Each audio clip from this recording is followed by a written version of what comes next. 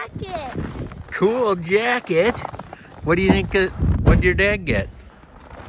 My mom did give me the jacket. Oh, your mom got it for you? Yeah. Cool. You gotta show it to me, dude. I gotta show it to you. Bigger in person. He's big. I could just tell with the tire.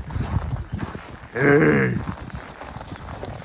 Look at that sucker. Hey. He's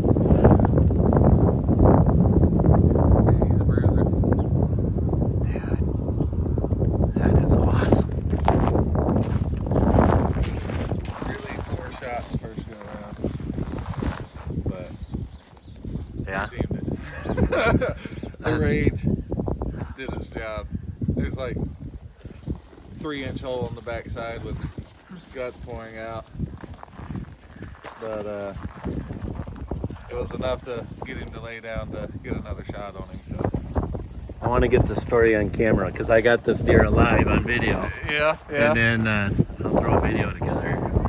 Yeah, so I was sitting there on the ground on the edge of what used to be a food plot. Now it's just a bunch of overgrown weeds.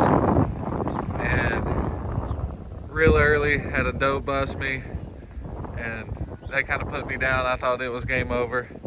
And then probably 20-30 minutes later, I couldn't hardly see anything. I could barely see like 30 yards in front of me sitting in this grass. And I thought, man, I should get a little bit higher where I can actually see what's going on. And I kind of stood up and kneeled on my chair that I was sitting in, and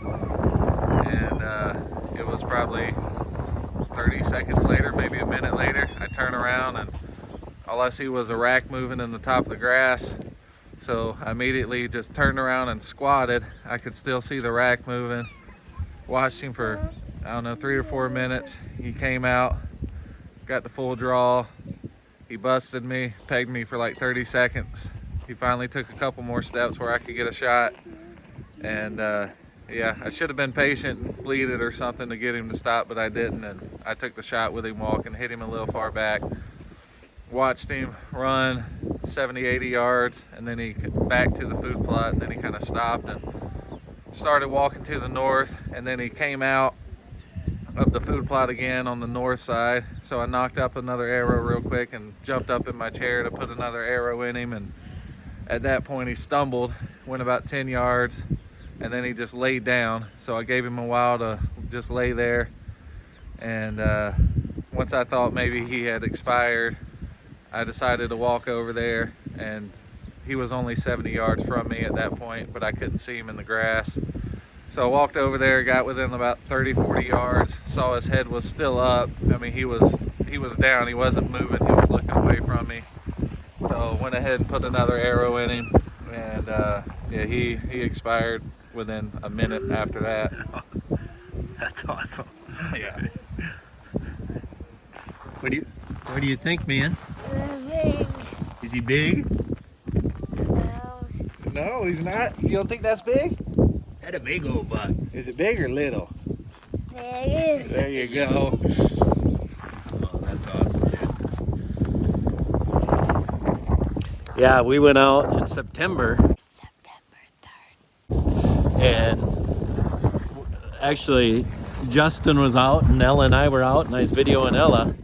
And this buck came into 18 yards, and Ella had to lean around a tree, and she ended up missing.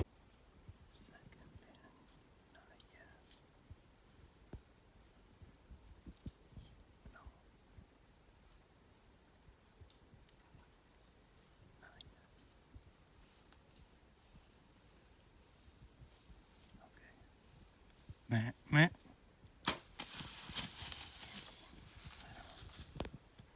He went out to 35. Well, then I hit him kind of high up.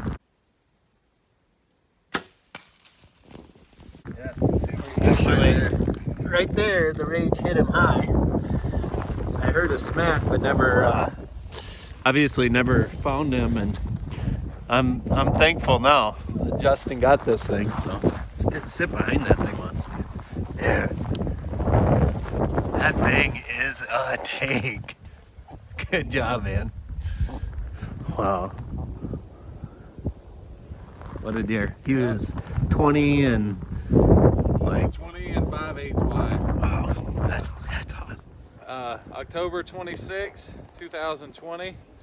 Had a lot of encounters with this buck, and seen him a bunch of times, and then finally last night, 6:40, the Lord blessed me with him walking out broadside at 20 yards, and got a shot on him, and so yeah, here we are the next day, and just enjoying the moment, soaking it in, and just blessed to have this opportunity. Good job, man. Thank you. So is this a private land buck in a pen, or what is this? No, this is a northeast South Dakota public land hunt. So That's what I'm talking about. yeah, That's the way the big boys do it. yeah, yeah. Public landowner right here. So Good job, man. thank you.